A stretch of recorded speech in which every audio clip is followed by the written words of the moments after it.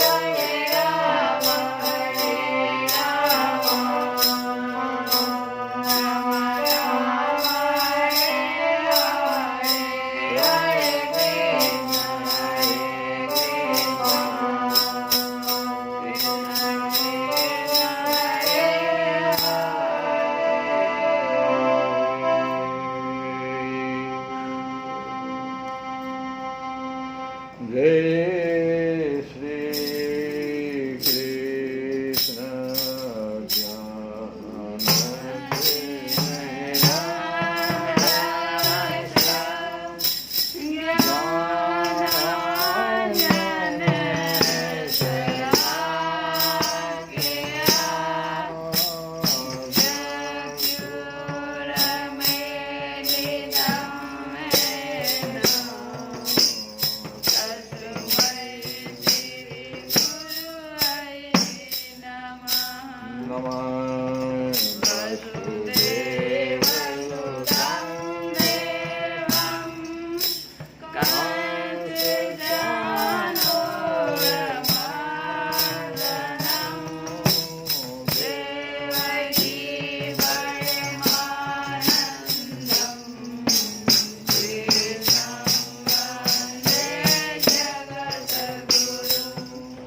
Rukamini ke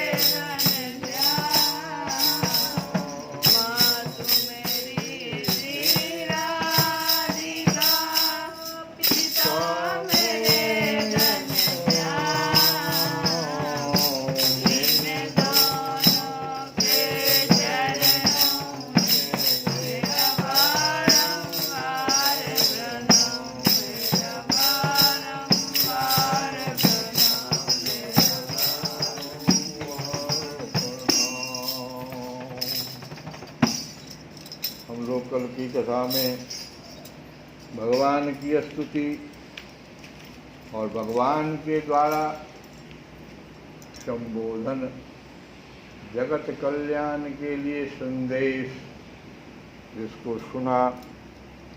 Shri Maitreya जी कहते हैं कि भगवान के इस प्रकार आज्ञा देने पर प्रजापतियों के नायक दक्ष ने उनका त्रिकपाल यज्ञ के द्वारा पूजन करके फिर अंगभूत और प्रधान दोनों प्रकार के यज्ञों से अन्य सब देवताओं का अर्चन किया। फिर एकाग्रचित हो भगवान शंकर का यज्ञ शेष रूप उनके भाग से यजन किया तथा समाप्ति में किए जाने वाले उदवसान नामक कर्म से अन्य सोमपाई एवं दूसरे देवताओं का यजन कर यज्ञ का उपसंहार किया और अंत में ऋतिज्यों के सहित अवभृत स्नान किया।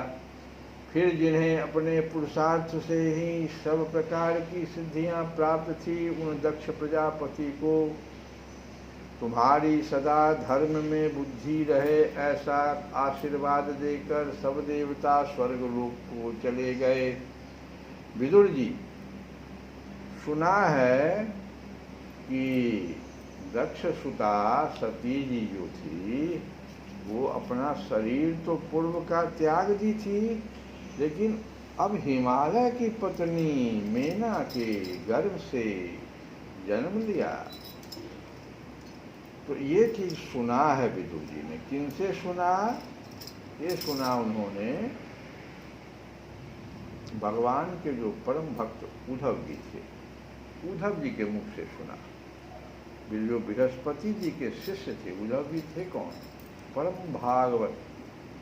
उद्धव जी का परम भागवत लगता है। परम भागवत उद्धव जी बृहस्पति जी के शिष्य थे और भगवान के तो मित्र थे ही, कृष्ण भगवान के। तो उन्होंने ही, उद्धव जी ने मैत्रेय जी से ये बात कही है कि जो दक्ष सुता थी सती, वो अपना पूर्व शरीर त्याग कर फिर हिमालय की पत्नी मेना के गर्भ से जन्म लिया।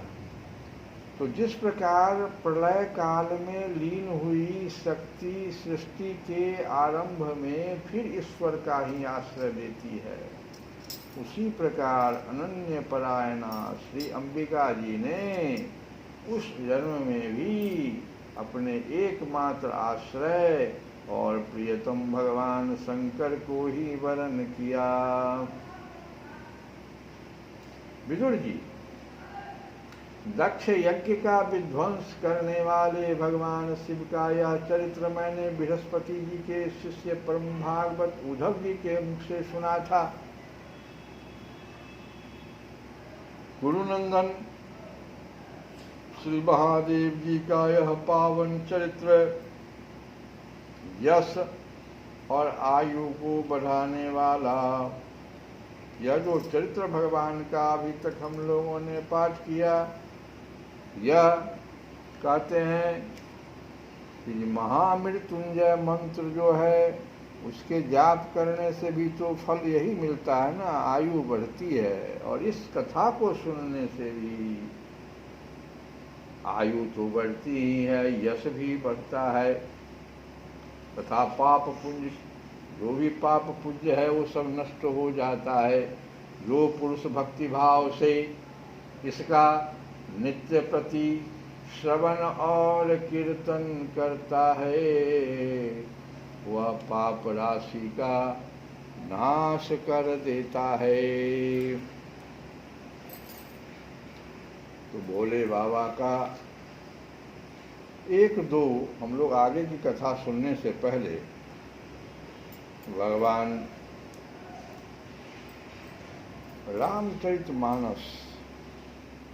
रामचरितमानस के बारे में आज सुना हमने कि जिस प्रकार से मनुष्य के शरीर में 5 प्राण हैं और 5 प्राणों में सबसे प्रमुख प्राण को ही माना जाता है।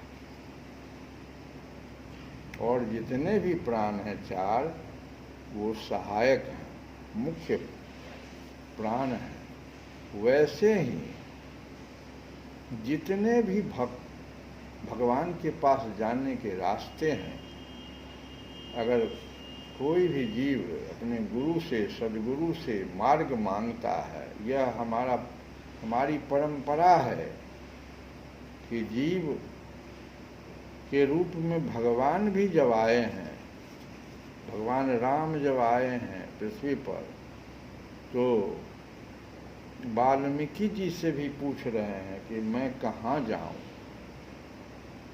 और फिर भारद्वाज से भी पूछ रहे हैं भगवान कि हमें रास्ता बताइए, आगे हमको कहाँ जाना है।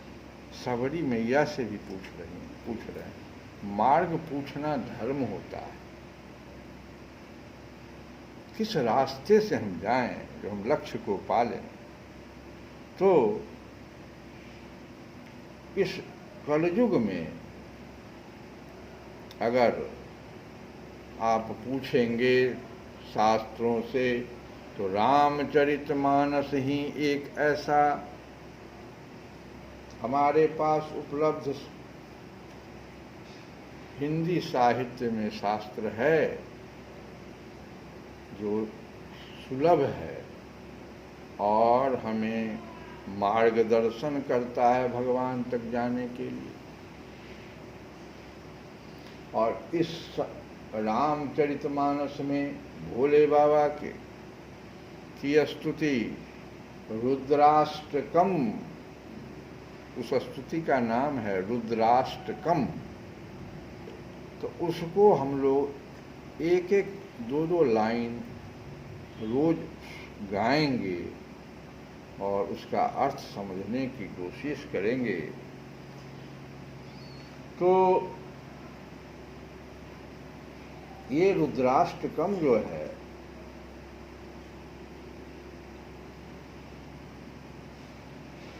ये शिष्य की जो बुराई है,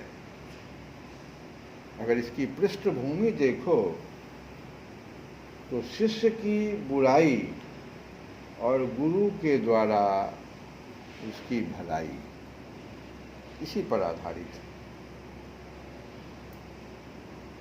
इसी का दर्शन यहाँ पर दिखाया गया है। शिष्य हमेशा गलती करता है, लेकिन गुरु उदंड शिष्य जो होता है, जो अपनी बुराई स्वीकारता है, ऐसे जीव पर गुरु की कृपा हो जाती है।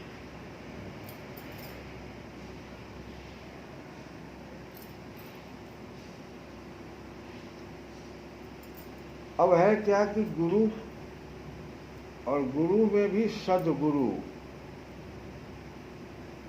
एक होते हैं। शिक्षक, शिक्षक का अर्थ होता है कि जो कुछ उन्होंने सीखा है उसी को अपने कक्षा में अपने शिष्यों को बता देना, उससे न अधिक न कम। जो उनका ज्ञान है वो शिक्षक कहलाते हैं। गुरु उनसे थोड़ा ऊंचा होता है।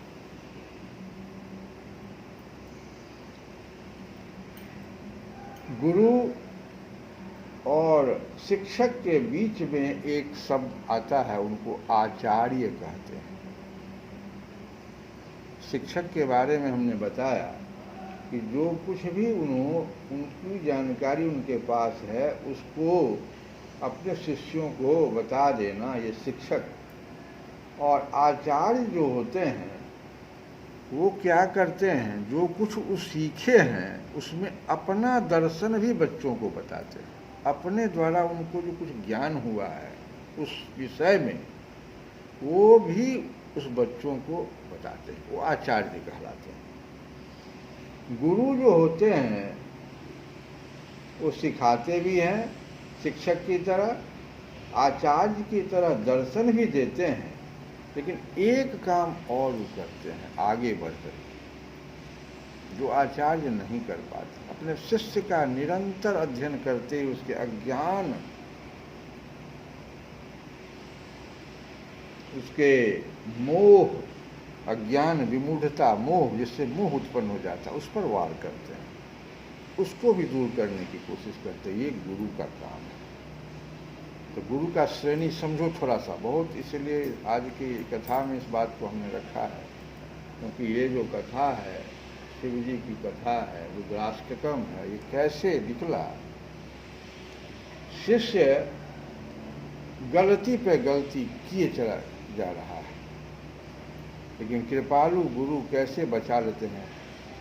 बचाते ऐसे नहीं हैं। शिष्य गलती पे गलती किए जा रहा है। भोले बाबा आज तक महाकाल मंदिर में भोले बाबा की आवाज को कोई सुना नहीं था, लेकिन आज भोले बाबा बर्दाश्त नहीं कर सके। तब गुरु महाराज ने उनकी स्तुति शुरू की। ये उस समय की घटना है। तो देखो, गुरु जो होते हैं, और ये जो थे सो गुरु ही नहीं थे, ये सदगुरु थे।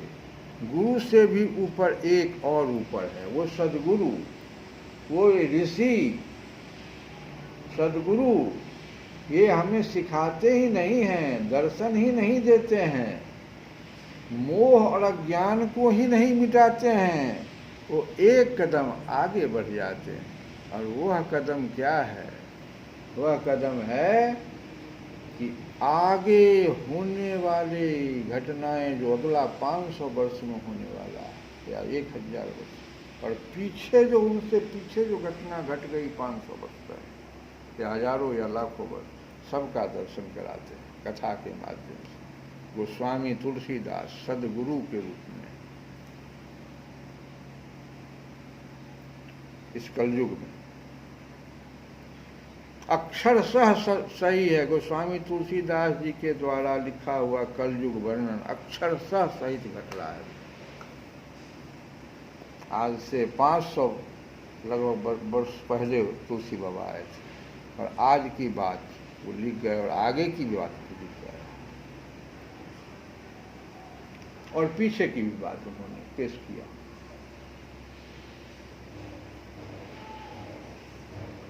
वो जो सदगुरु हैं, वो समस्त मानस रोग का इलाज हमारा कर देते हैं। इस प्रकार से जानकारी है। जो मानसिक ताप हमें बढ़ती है, जिसका कोई इलाज अभी तक नहीं है, उसका निराकरण कर देते हैं। और हमारे ईश्वर से भी साक्षात्कार करा देते हैं, क्योंकि खुद साक्षात्कार किए हुए हैं। तुलसी बाबा भी तो साक्षात्कार किए हुए थे।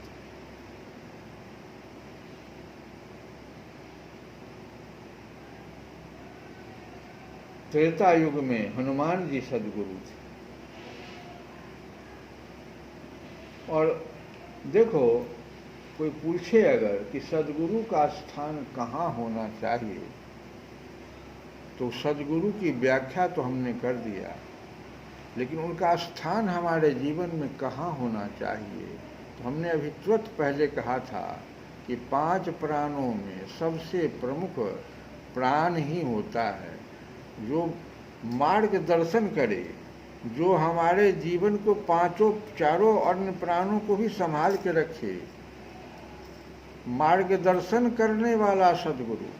तो मार्गदर्शन करने वाला सदगुरु हमें इस बात की जानकारी 7 मंत्रों में जो मंगलाचरण है, गहराई से अगर हम मंगलाचरण को रोज पढ़ते हैं, रामचरितमानस का जो मंगलाचरण है, वो 7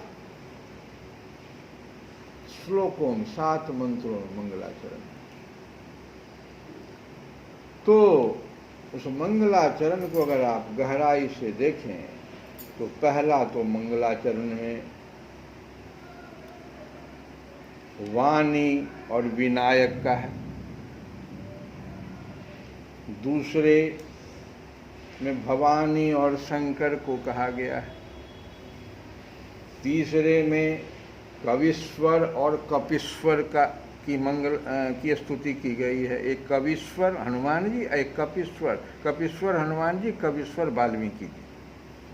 तो इनकी वंदना की गई है। और जो एक बीच वाला छोड़ दो तो फिर जो बाद वाला 3 है उसमें सीताराम जी,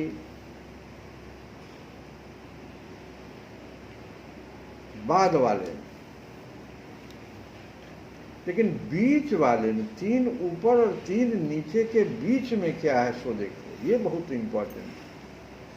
बीच में वंदे बोधमयं नित्यं गुरुं शंकर, है कि नहीं? तो बीच में गुरु को रखा गया। यह संकेत करता है कि हमको सदगुरु को हमेशा अपने मध्य में रख करके, ऊपर वाली भी वंदना अगर करना है तो गुरु को मध्य में रखा करें उनसे। अब मध्य हमारा शरीर का कहाँ है? तो हमारे शरीर का मध्य हृदय है, तो गुरु को हृदय में पहले स्थान दे दीजिए। तो एक पूछ दिया शिष्य कि हृदय में तो हम पहले से ही परमात्मा को निवास दिए हुए हैं, तो वहाँ हम गुरु को कैसे रख सकते हैं? तो बड़ा सुंदर सा जवाब दिया सदगुरु ने। कहा क्या कि परमात्मा को भी, परमात्मा तो हैं, लेकिन बीच में जीवात्मा और परमात्मा के बीच में तुमने खुद मैं करके माया का एक बहुत बड़ा आडंबर खड़ा कर दिया। सांख्य शास्त्र, कपिल जी महाराज, माँ प्रश्न कर रही है, गुरु भगवान हम कहाँ खोजे?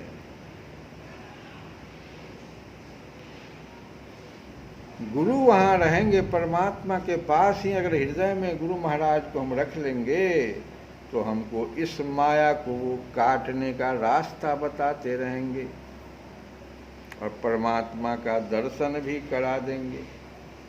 इसीलिए गुरु को हृदय में मध्य में तुलसी बाबा कहते हैं मंत्र के द्वारा कि 7 मंत्रों में बीच में ही गुरु को रखिए आप।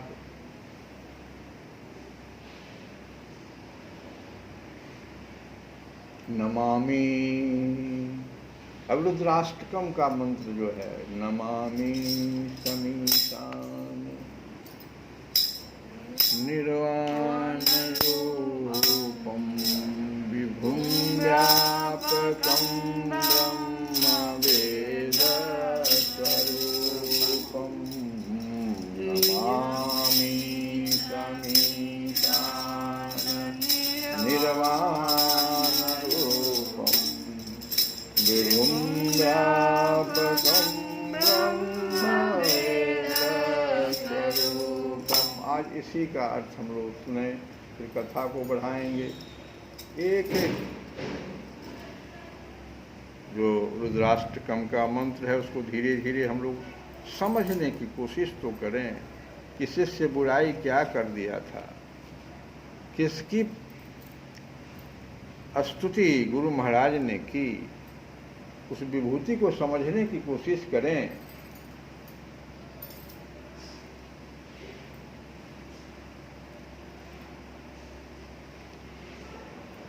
तो कहते हैं कि निराकार ओंकार मूलम तुरीयम, भगवान के उस स्वरूप का जो कि ओंकार, ओंकार शब्द का जो मूल है, निराकार ओंकार मूलम, ओंकार का जो मूल है,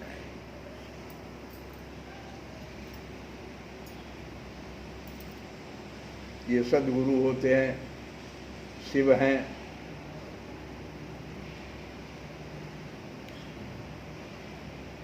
और उनकी अवस्था कैसी है? तो ओंकार मूलम तुरीयम, तुरीय अवस्था में भोले बाबा हैं। तुरीय अवस्था क्या है भाई? 3 अवस्था तो हम जानते हैं न। एक जागृत अवस्था होती है, एक सुषुप्ति अवस्था होती है, एक स्वप्नवत अवस्था होती है जीव की। ये 3 अवस्था होती है। इन तीनों से परे तुरीय अवस्था कहा जाता है। भोले बाबा न जागृत अवस्था में रहते हैं, न वो सुषुप्ति अवस्था में रहते हैं, न स्वप्नवत अवस्था में रहते हैं। वे हमेशा तुरीय अवस्था में रहते हैं। लेकिन एक बहुत बड़ा उनमें गुण है, वो जब चाहें तो जागृत हो जाएं, जब चाहें तो स्वप्नवत हो जाएं, जब चाहें तो सुषुप्ति अवस्था में चले जाएं, लेकिन रहते हैं हमेशा वो तुरीय अवस्था में। ये बहुत बड़ा उनमें गुण है। अवस्था में परिवर्तन लाने की क्षमता उनमें है।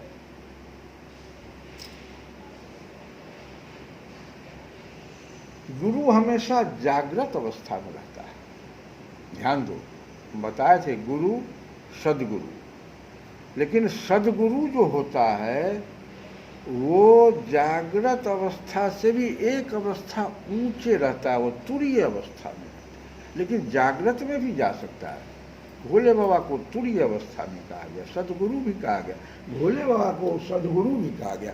इसीलिए वहाँ पर कह रहे हैं तुलसी बाबा कि वंदे बोधमयम नित्यम गुरुम शंकर रूपी। भोले बाबा सदगुरु के रूप में। तुरीय अवस्था भी, तुरीय अवस्था में शिक्षक का नहीं होता अवस्था, उसको अवस्था प्राप्त ही नहीं कर सकता, आचार्य नहीं कर सकता है। गुरु की भी जागृत अवस्था रहती है, वो हमेशा जागृत रहता है, उससे कोई गलती न हो जाए इसका ख्याल गुरु में रहता है, बड़ा सचेत रहता है। लेकिन सदगुरु तो और उससे ऊंची एक अवस्था में रहता है।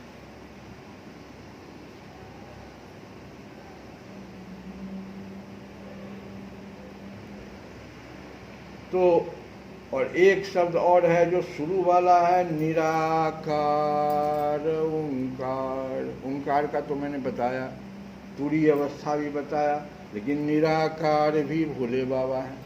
ये निराकार, निराकार अवस्था रहने के कारण क्या उनमें सबसे बड़ा गुण है मालूम है? निराकार हवा को कहते हैं। निराकार विज्ञान की भाषा में हवा को निराकार कहते हैं। उसका कोई आकार ही नहीं है, जहाँ जैसा हो वैसा आकार पकड़ लेता है। तो सबसे बड़ा गुण क्या है उनमें? निराकार अवस्था होने के कारण वो जहाँ चाहें जैसे चाहें जिस अवस्था में वहाँ पहुँच सकते हैं। वो जो परिवर्तन देखते हो संसार में कि लगातार कहीं गर्मी बढ़ रही है, बहुत ज़्यादा गर्मी है, तो क्या हो जाता है ऐसा जो उस गर्मी को हटाने के लिए, आखिर वो गर्मी इतना बढ़ जाता, 55 डिग्री 100 डिग्री 85 डिग्री हो जाता, सारा वहाँ का प्राणी समाप्त हो जाता, लेकिन ऐसा नहीं होने देते हैं भोले बाबा। ये निराकार अवस्था के कारण जो कैलाश पर जो बैठे हुए हैं वो क्या करते हैं, एक ऐसी, चूँकि वो निराकार अवस्था में है तो वहाँ समझ जाते हैं यहाँ पर हमको अब, जिसको अंग्रेजी में मानसून कहते हो, वहाँ गर्म हवाओं का झोंका ऊपर की ओर उठाते हैं और ठंडी हवाओं का झोंका, ये मानसूनी हवा का वहाँ परिवर्तन ला देते हैं, वहाँ के तापक्रम को नियंत्रित कर देते हैं। ये सब इसीलिए ना भोले बाबा का नाम शिव है। निराकार जो उनका निराकार अवस्था है जिसके कारण उनको शिव कहा जाता है। कल्याण की जितनी भी कल्याण की बातें संसार में हो रही है वो भोले बाबा के द्वारा है, सीधा सीधा। और उन्हीं सब का गान जो है कल हम कहेंगे, बताएंगे आगे कि ये हमारे रुद्राष्टकम में किस प्रकार से देखो भोले बाबा के स्वरूप का पहले वर्णन होता है। और आज की कथा में आगे श्री मैत्रेय जी कहते हैं कि ध्रुव की कथा वो सुनना आप चाहते हैं तो श्री मैत्रेय जी कहते हैं कि शत्रुसूदन विदुर जी शनकादि नारद ऋभु हंस अरुणि और यति ब्रह्मा जी के इन नैष्टिक ब्रह्मचारी पुत्रों ने, ये सब जो नैष्टिक ब्रह्मचारी पुत्र थे ब्रह्मा जी के, शनकादि जो 4 भाई थे, नारद, ऋभु, हंस, अरुणि और यति, ब्रह्मा जी के इन नैष्टिक ब्रह्मचारी पुत्रों ने गृहस्थाश्रम में प्रवेश नहीं किया था, उनके कोई संतान नहीं हुई थी। अधर्म भी ब्रह्मा जी का ही पुत्र था, उसकी पत्नी का नाम था मृखा, झूठ बोलने वाली पत्नियों का नाम जो कितना खराब है, अधर्म, पत्नी का नाम मृखा। उसके अपुत्र कैसे उसके हुए देखो, अधर्म करने वाली की पत्नी मृखा, अपुत्र कैसा होता है, दम्भी, दंभ नामक पुत्र, और माया नाम की कन्या होती है ऐसे व्यक्ति। उन दोनों को निवृत्ति ले गया क्योंकि उसके कोई संतान न थी। दंभ और माया से लोभ और सठता, जिसको निकृत्य भी कहते हैं, का जन्म हुआ। उनसे फिर क्रोध और हिंसा था, उनसे फिर कली बने कलह उत्पन्न हुआ, और उसकी बहन का नाम था दुरुक्ति, जो गाली उत्पन्न, दुरुक्ति कहते हैं गाली, उससे गाली का उत्पन्न हुआ, दुरुक्ति का उत्पन्न हुआ। इस वक्त अभी भी हो रहा है। हम अगर अधर्म को अपना पुत्र बनाएंगे और उसकी पत्नी मृखा आ जाएगी झूठी, तो दंभ नाम का उसका पुत्र होगा, उसकी पत्नी फिर माया आ जाएगी, माया नाम की उसकी कन्या हुई, दंभ नाम का पुत्र हुआ, माया नाम की कन्या हुई, और फिर उन दोनों को जो निवृत्ति ले गया, उसको कोई संतान नहीं था। ऐसा आदमी को के ले जाता है, ऋतिज तो नहीं ले जाएगा, निऋतिज जो धर्मी होगा वही नहीं ले जाएगा ऐसे लोगों को। तो वो ले गया, तो उसको क्या किया, दंभ और माया से लोभ और निकृति, सठता आ गई, क्रोध का जन्म, उससे फिर क्रोध और हिंसा का जन्म हुआ, फिर कलह का जन्म हुआ, उसकी बहन फिर हो गई गाली उत्पन्न करने वाली, जिसका नाम दुरुक्ति था। तो साधु शिरोमणि, फिर दुरुक्ति से कली ने भय और मृत्यु को उत्पन्न किया। तो गाली गलौज करोगे तो क्या होगा, भय और मृत्यु।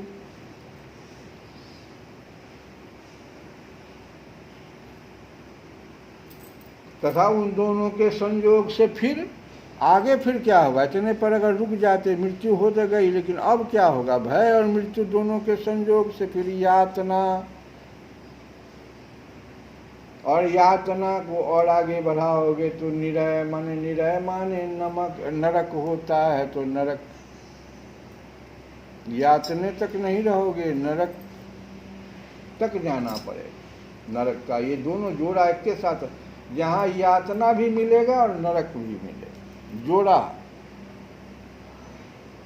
निष्पाप विदुर जी, इस प्रकार मैंने संक्षेप से तुम्हें प्रलय का कारण रूप, और यही जो है प्रलय का कारण रूप बनता है, जो कलयुग में भी चल रहा है। यही सब शुरू हो गया, परिवार में भी शुरू है, और समाज में भी शुरू है, और देश में भी शुरू है, संसार में भी शुरू है। तो ये ले जाएगा हमें कहाँ, तो ये प्रलय का कारण रूपिया अधर्म का सब वंश है, यह अधर्म का त्याग कराकर पुण्य संपादन में हेतु बनता है। अतएव इसका वर्णन 3 बार सुनकर मनुष्य अपने मन की मलिनता दूर कर देता है। ये जो भी हम पढ़े, इसको 3 बार सुनो तो कम से कम मन की मलिनता दूर होगी। इस काम को हमको नहीं करना, तो बड़ा रास्ता ही गलत रास्ता हो जाएगा। तो हम बहुत कहाँ से कहाँ चले जाएंगे। है ब्रह्मे जी का पुत्र, लेकिन पिता की आज्ञा को नहीं माना, वो अधर्म जो था। अपने मन से वो तो पत्नी भी ले आया कहाँ से, और फिर बाल बच्चा सब कैसा कैसा पुत्र बाल बच्चा पैदा, और फिर आगे कहाँ तक चला गया। यातना और नरक के द्वार तक घुस गया। अब इसकी कहानी बंद करो यहीं पर। 3 बार इसको सुन करके अपनी मन की मलिनता दूर करके धर्म के रास्ते पर चलो।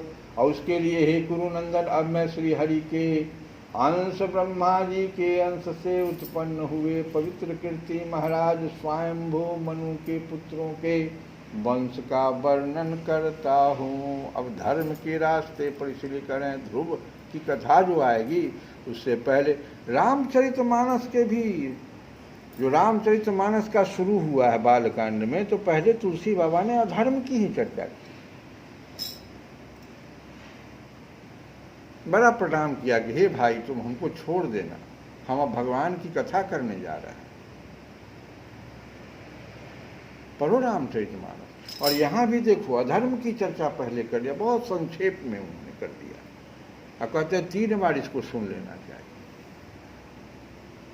मन कम से कम, जो मन हमारा है, जो हमें हमेशा गलत दिशाओं में ले जाता है, हमारे इंद्रियों सहित हमको लेकर के भाग जाता है, ये बुद्धि को भी चंचल सिंह खींच लेता है अपने तरफ, जो ज्ञान सागर है, हमको ले जाकर के नरक की यातना दिखाता है। इसलिए 3 बार इसको सुन। ब्रह्मा जी का पुत्र था वो। अब वो ब्रह्मा जी के अंश से उत्पन्न हुए पवित्र कीर्ति, जहाँ से धर्म की शुरुआत होती है, उसकी कथा अब सुनाएंगे तुमको। इस वंश में ध्रुव भी आए थे, महारानी शतरूपा और उनके पति स्वयंभू मनु से प्रियव्रत और उत्तानपाद, ये 2 पुत्र हुए। भगवान वासुदेव की कला से उत्पन्न होने के कारण ये दोनों संसार की रक्षा में तत्पर रहते थे। दोनों पुत्र प्रियव्रत और उत्तानपाद। उत्तानपाद के सुनीति और सुरुचि नाम की 2 पत्नियां थी। उनमें सुरुचि राजा को अधिक प्रिय थी और सुनीति, जिसका पुत्र ध्रुव था, उन्हें वैसी प्रिय नहीं थी। एक दिन राजा उत्तानपाद सुरुचि के पुत्र उत्तम को गोद में बिठाकर प्यार कर रहे थे। उसी समय ध्रुव ने भी गोद में बैठना चाहा, परंतु राजा ने उसका स्वागत नहीं किया। उस समय घमंड से भरी हुई सुरुचि ने अपनी सौत के पुत्र ध्रुव को महाराज की गोद में आने का यत्न करते देख उनके सामने ही उससे डाह भरे शब्दों में कहा कि बच्चे, तू राज सिंहासन पर बैठने का अधिकारी नहीं है, तू भी राजा का ही बेटा है। इससे क्या हुआ? तुझको मैंने तो अपनी कोख में नहीं धारण किया, तू अभी नादान है। तुझे पता नहीं है कि तूने किसी दूसरी स्त्री के गर्भ से जन्म लिया है, तभी तो ऐसे दुर्लभ विषय की इच्छा कर रहा है। यदि तुझे राज सिंहासन की इच्छा है तो तपस्या करके परम पुरुष श्री नारायण की आराधना कर और उनकी कृपा से मेरे गर्भ में आकर जन्म ले। नाम की सुंदरता पर भी ध्यान दो। एक नाम है सुरुचि और एक नाम है सुनीति। पिता तो उत्तानपाद हैं, लेकिन सुरुचि और सुनीति शब्द से बड़ा स्पष्ट हो रहा है कि एक भोग प्रिय थी और एक नीति प्रिय थी। अब जो घटना घट गई भोग प्रिय वालों से, वह देखो क्या होता है आगे की कथा में। श्री कृष्ण गोविंद हरे मुरारे, हे नाथ नारायण